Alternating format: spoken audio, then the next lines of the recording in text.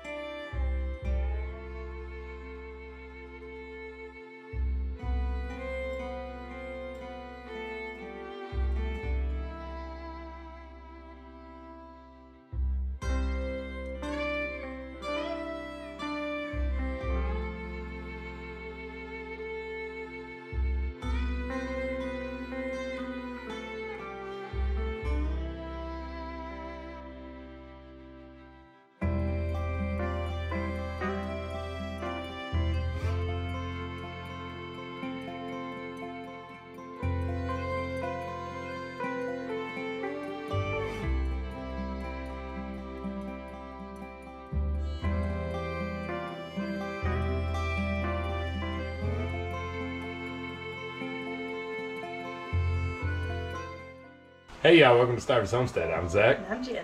And we had a blizzard come through our area. So we have been enjoying the beautiful 60, 70 degree weather here in southeastern Kentucky. And then this past Saturday, it decided it wanted to drop a foot of snow. Yeah, it was nuts. It was. You all saw some footage of that. We had some family in town making snowmen and having a good time. We did bring all of our plants from the greenhouse inside to survive because it even dropped down to like 8 degrees that night. And then now everything's melting away. Yeah. So in that interim, we were doing some preserving. Yes. So we had gotten like 3 big containers of strawberries. We got a whole bunch of bananas. We got some cabbage. We got 2 pineapples, a bunch of containers of mushrooms, and all of this fell into our lap. We didn't go stock up. It was just a really cool thing that happened. So we decided that we were going to freeze dry all of it because why not? It's the best way to preserve, in our opinion, especially when you're dealing with like fresh fruits. So that's what we decided to do. So even though we had family here this weekend and we were playing in the snow and having a good time, we decided just like when we could chop up everything and go ahead and get it in the freeze dryer. So our first round that we did was bananas and strawberries. There's the strawberries and there's the bananas. Yep, so they're all done now. It took a while. 40 hours to get them done. I don't know about you all that already have freeze dryers, but it always seems that they want to end when you're sleeping. Yes. and that's fine, but it's just not the best time to end because obviously you're not ready to put them up. The cool thing is you can add extra dry time, so you know when you get up. Kind of like when your dryer's on, you don't feel like pulling, so you just restart it. Dirty bag on a little bit more. So it was probably done, I would say, maybe more like 30-ish hours, but we just added a little bit more time till. Which is always good anyway, because some things, like when you're doing different bananas and strawberries have different moisture levels. So it's okay to put on that extra dry time and just make sure that all the moisture gets out because you do not want to store them with any moisture. Right, that really cuts down your 25-year lifespan there. So before we put these in our Mylar bags, let's taste them. So fresh fruit it is fantastic just like this. You don't even have to rehydrate them. They taste like. The best comparison I can give is like a cereal berry. Like, think Cap'n Crunch berries. That's the first thing that pops in my mind. Would you agree with that? Yeah, they're really good. It's like candy. All right, let's try the strawberry first. Is it done? That's so good. Oh, they're really good. They're so sweet. Oh, my goodness. So sweet, and you still get the tartness. Like, all the flavor. Very sweet. Yeah, you get all the flavors that you would if it was just a full-blown strawberry. But can you think about, like, being on a hiking trip or not having access to water or something or whatever it is and you're just hungry? Bam. Yeah. There you go. Fresh protein. Or not protein. Fresh produce. All right. Banana next. And here's the thing. Neither one of us are ginormous fans of bananas. Oh, you're good. Wow. And they're crunchy. That is so really good. Oh my goodness, that's good. One reason we both don't like bananas is because of the mushy texture. We both like the flavor. So this is perfect because you get to taste that banana, but you don't have that nasty texture. No slime whatsoever. These are so good. Definitely going to be doing more of these. So the strawberries are good, but the bananas are better, in my opinion. And I almost think bananas may be better than blueberries. That was our favorite so far, but those bananas are really good. You want to try one, Ray Ray? You want to try one?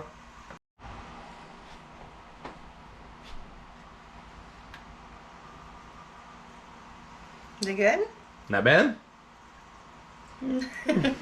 Is it better than if we just gave you a banana? Yeah, I agree too. You want to try a strawberry? They're good.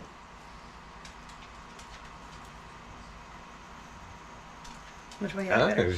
She going 2 bites on the strawberry. I'll eat the banana. Okay, so there's multiple ways that you can preserve these long term.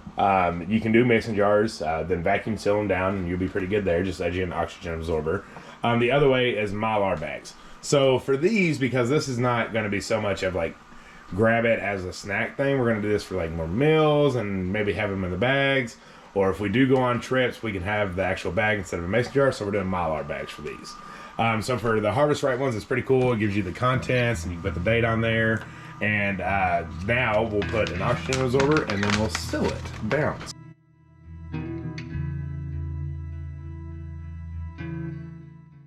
So we were able to get 3 of the large Mylar bags of strawberries and 1 of the bananas. And I showed you those opposite. More bananas to go. Yeah. We're not going to eat them fresh. We just don't like them. So freeze dried is what we'll do. Yeah, the only other thing that we would do is if we made banana pudding. Yeah. And to be honest, a whole thing of bananas gives you quite a bit because you slice them up. So even if you have a freeze dryer and you're just going to want to get one bunch of bananas at a time and not get like a bulk haul, it still provides a lot of food. Yeah, I would almost say that whole thing maybe would do 4 trays. Probably. So yeah, I mean that's all you would need it for a round anyways. All right, if I take you into the pantry real quick, here is our freeze dryer. This is the medium-sized freeze dryer with the Premier oiled pump. We love it. It's absolutely great. Once you figure out exactly how to use it, you're in great shape. One thing I can tell you, make sure this is plugged into your Harvest Right machine, not to the wall. It's going to solve all your problems. No more boil over. But at this moment, we are defrosting it because you can see kind of the ice buildup that goes on the inside during the process. So we're just trying to let it melt down for a little bit. And then we're going to get some more going because we have plenty to continue to produce. And a shot at the pantry. These eggs, though, y'all, now that we've been able to do it. Jen, how many would you say? Probably like at least 10, 15 dozen, right? Yeah, I've got a ton more to do. Yeah, and a ton more to do. But those are worth the freeze dryer by itself. And this is what she means by we have a bunch more to go. The chickens are no longer being freeloaders. So I think one of the more popular questions that people ask us is, how many animals do you all have? Well, when it comes to cattle, goats, pigs, horses, we can give you that answer. But when it comes to chickens, we just say a whole bunch of them. We have no idea. But we know a lot when we start getting these eggs. And we're probably getting 2 to 3 dozen a day at this moment. We do sell them and we do all that good stuff. But even with that, that's more... there's not that much demand for chicken eggs. Even with the freeze-dried eggs, the powder, I'm going to sell that too. So even if you're looking at that and you're like, I don't need a freeze dryer because I can't eat that many eggs, neither can we. But we're going to sell the powder and it's going to be really cool. Yeah, and so that's really neat. And then also just the fact of having freeze-dried eggs that last 25 plus years. Eggs are one of the hardest things to try to preserve. Of course, there is a form of water glassing. Jen's done that before. She has a video on that. Besides water glassing, you really just have freeze-dried. Yeah. And so this is awesome to do it, and we have taste tested it before. We do scrambled, so we'll just put them all in a bowl, scramble them all up. And then she said it was 2 tablespoons of powdered eggs to 2 tablespoons of water, and we tried it. Just tastes like a fresh egg, scrambled egg, and it is so good. But that's on hold because we have more bananas to do.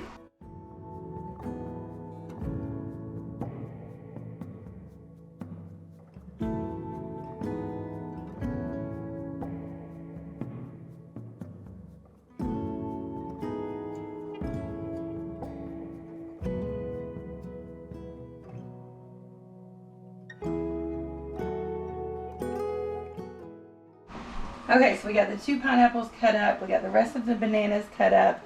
And we've got them all. I feel like bananas and pineapples are about the same in moisture, so I think it'll be fine to do them together. Meanwhile, I saved the tops to try and grow a plant. I am not going to tell you how because I've never successfully done it. But Melissa over at Granted Gardens does. She grows them all, and she actually gave me one that's over there. So I'm supposed to show y'all. Yeah. It's really cool. So, yeah, if you want to know how to do it, go see her videos. But I'm going to set this in the windowsill. This is like my 5th and 6th attempt. So we'll see if it happens this time. Here's the one they gifted us. It makes a really cool houseplant. And so this one's still doing well and growing strong. And doesn't need an overall ginormous amount of water. It's a pretty cool little houseplant to have. But yeah, that's what we're trying to grow. Okay, so now I am going to go ahead and end this defrosting. Just wanted to get a little bit. As long as you don't have a massive amount of that, it'll be fine. So then we're gonna hit start. And that cools it down for 15 minutes, especially since it was defrosting, it's at a higher temp. So this cools it down because right now it's at 155 degrees. That's not where you want to go because the first step is freezing. Sorry. All right, I want to show you all something cool that Harvest Right just came out with.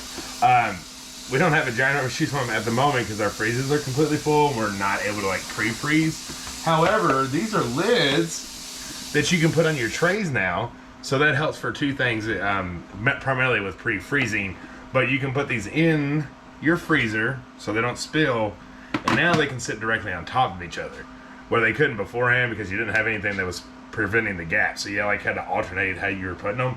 But that's pretty cool. If you do pre-freeze, they have these now at Harvest Right, and it's always linked down below.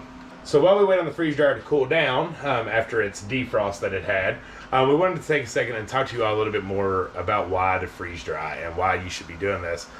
We know a lot more people are starting to really be interested in prepping. Call it doomsday prepping if you want to, whatever it is that you want to call it, but it's prepping in general for not having food access like we do.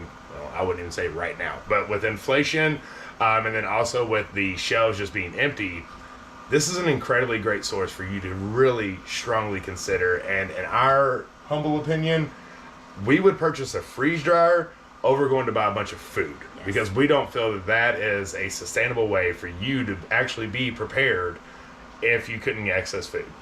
So we know, we see it in the comments. It's just too pricey for us to do. Okay, well, if you're really getting serious about food shortage, save up and get it. Because it is that important. If you're spending money on food, then you can save up and spend money on a freeze dryer to create your own preservation situation. I know it's a lot. I get it, and I understand it. But if it becomes a priority for you and your family to feel confident in these, uncertain situations, then make it a priority and then eventually get there to purchase it. It's all about where you want to focus on the money. But I do understand it's got a high price tag. However, if you're in that prepping mindset, this is something that really needs to be high on your list. Yeah, I mean, if you're going to budget for it, I can promise you that it pays itself off within like the first week. If you're using it, like you're constantly using it like we do, you have it running all the time, it pays itself off very quickly. It's very well worth it. And we don't just do it with stuff that we get in bulk that happens to fall in our lap. Like we said, we use it for the eggs. That's our biggest thing because we have so many eggs. It's a good way to preserve them. And we also use it for leftovers because I tend to cook way too much. And I can preserve our leftovers for future meals, or if we go camping, we can take them. And it's a really, really good thing to have. So if it's something you're interested in, just make it happen. Tax refund time, that can always help. And just find a way to do it. And if not, then, stick to the other ways of preserving like we still do. Canning, freezing, dehydrating, water glassing, all those things that we've all known to do for a long time. Yeah, and I thought about one last thing that always comes with the comments is the electric bill. How does it do on the electric bill? It's less than a fridge running.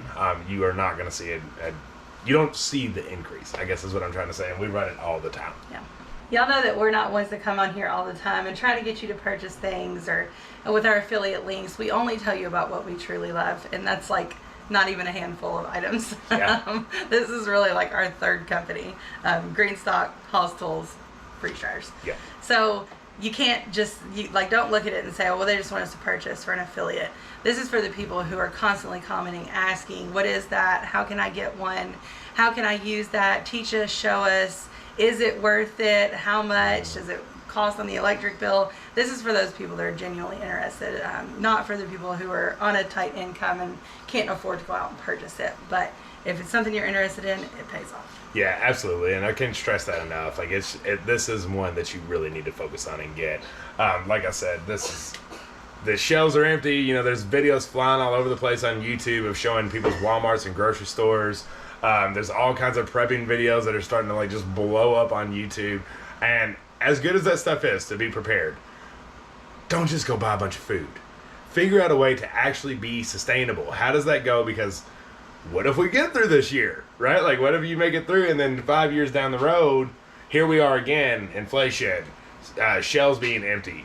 Well, within that 5 year span, you could be freeze drying so much food that you don't have to worry about it. And it's such a nice sense of relief once you have that pantry full. And you know you just feel good. And you're just continuously making it grow without having to go spend more money, right? Like she said, this kind of fell into our laps. It was one of those things that was an overstock. And so we got all this food. We were able to preserve it. So just keep that in mind. Don't always think of the right now prep. Think about the 5-10 year prep, right? And that's what the freeze dry really helps you out to do. And we're telling you this because we love y'all. Yeah. And we want you to be prepared as well. Not to sit back and then say, crap, I don't have anything. Right, and then have to go buy $1,000 in food or something. So thank y'all for hanging out in the last 2 videos of us being inside. You know, it's got cold. Once your bodies and get a little sunburn, that 40, 30 degrees gets freezing. Yeah. But I believe we're jumping back up to the 60s and 70s. We got a lot of greenhouse stuff to show you in the next video, so stay tuned for that. If you haven't subscribed, make sure you're down below. We love you. Until the next one. Bye. Bye.